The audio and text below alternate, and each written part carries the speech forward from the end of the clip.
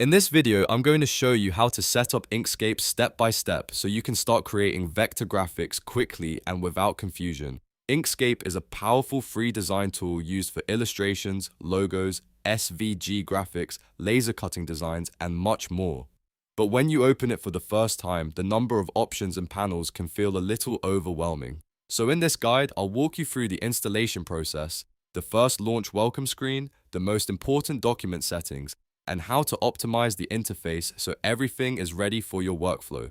By the end of this video, your Inkscape setup will be clean, organized, and ready for designing. And if this video helps you out, make sure to hit that like button and subscribe to the channel for more simple software tutorials. Alright, let's get started. First, we need to install Inkscape. Open your browser and go to the official Inkscape website.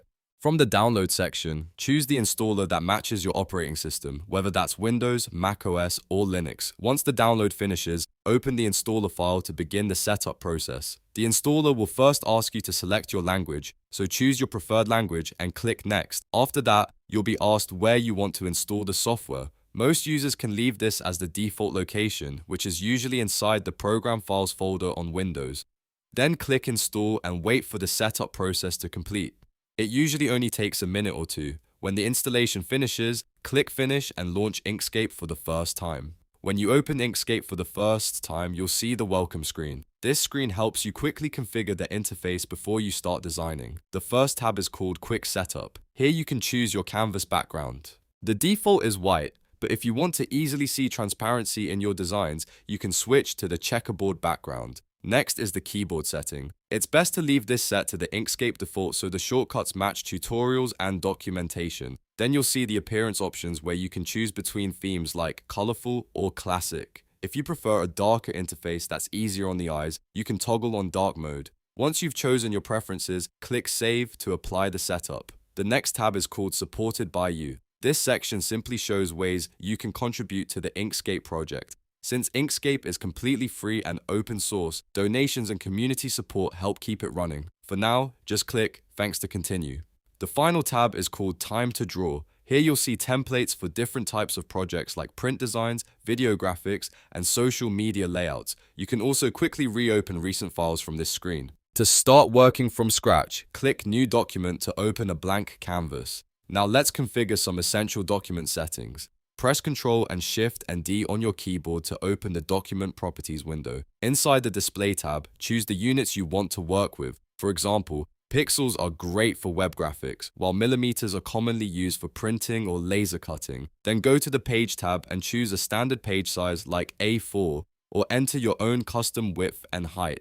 If you want a more open workspace without a page boundary, you can disable the option called Show Page Border. Next, let's make sure the most useful interface panels are visible. Go to the top menu and click View, then Show or Hide. Make sure the toolbar, Tool Controls bar, and Snap Controls bar are enabled so you have quick access to the most important tools. After that, open a few panels you'll use frequently.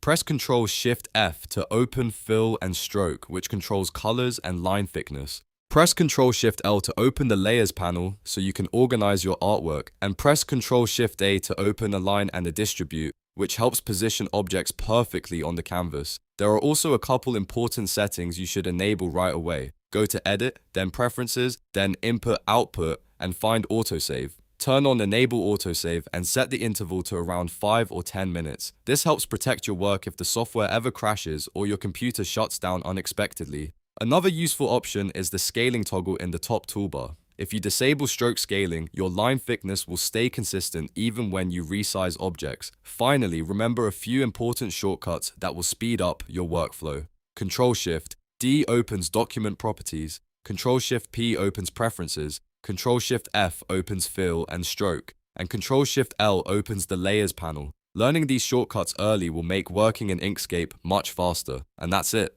You've now successfully set up Inkscape and optimized the interface so you're ready to start designing. If this tutorial helped you, make sure to hit the like button and subscribe for more easy software guides just like this.